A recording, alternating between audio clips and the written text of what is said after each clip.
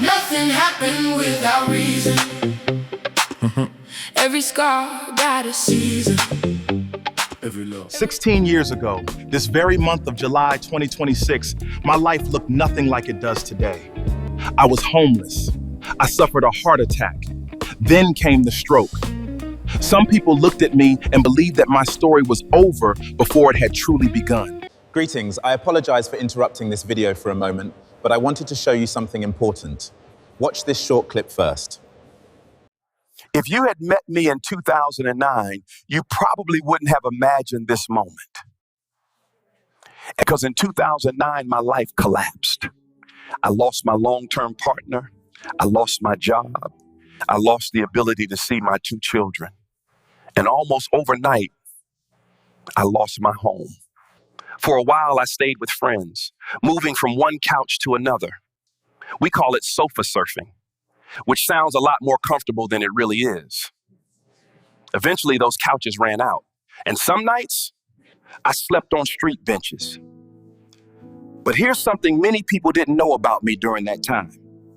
I wasn't just a man struggling to survive. I was a father to 2 teenage boys. You carry a quiet promise in your heart. No matter how broken I feel, I cannot stop trying.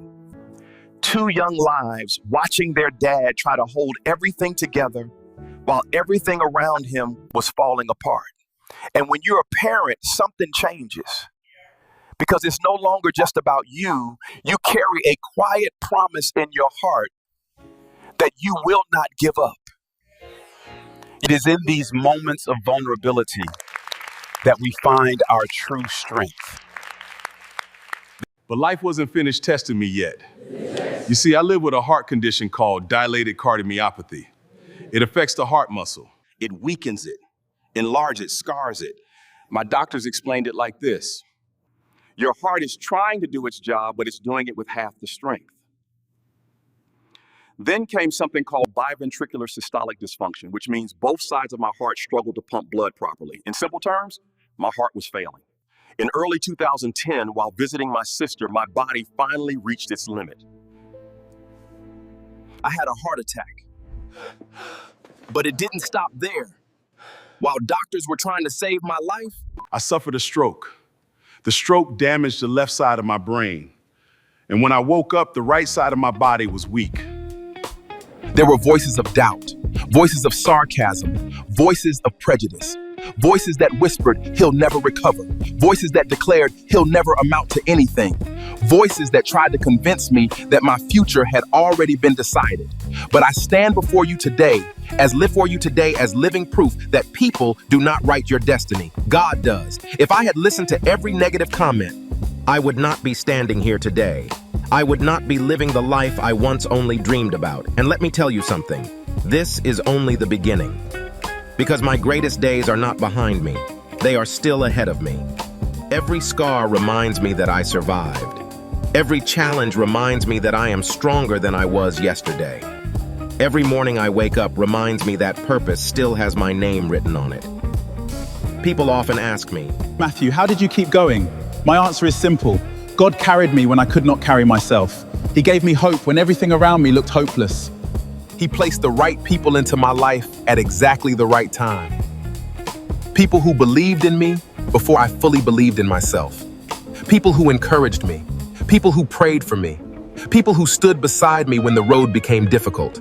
To every one of you who has sat at my table, who has walked this journey with me, who has lifted me when I was weak, thank you. You are part of my story. You are part of my blessing. And to those who claimed they were in my camp, to those who said, I've got your back, to those who disappeared when life became difficult, to those who never picked up the phone, never sent a message, never stopped to ask, Matthew, are you okay? Even though I was always there for you, encouraging you, supporting you, believing in you, lifting you when you needed strength, I hold no bitterness in because every absence taught me who was truly present. Every silence revealed who genuinely cared, and every disappointment made me appreciate even more the people God placed around my table. So thank you, not because you stayed, but because your absence taught me the value of loyalty, of genuine friendship, and of unconditional love. And to those who doubted me, thank you too. Because every doubt became my determination. Every obstacle became another stepping stone. Every closed door. Today, you are no longer standing in front of me. You are in my rearview mirror. I don't drive looking backwards. I drive towards the future. So today I choose to dream boldly. I choose to love passionately. I choose to trust those who have earned my trust. I choose gratitude over bitterness, faith over fear, purpose over pain. If God could take a homeless man, a man who survived a heart attack, a man who survived a stroke, understand this: your past is not your prison. Your pain is not your identity, and your setback is not your final destination. And breathe new life into his dreams, then he can do the same for you. This is not the end of my story. This is the beginning of my legacy. My name is Matthew L.V. I am still standing. I am still believing. I am still here by the grace of God, and may the source always be with you.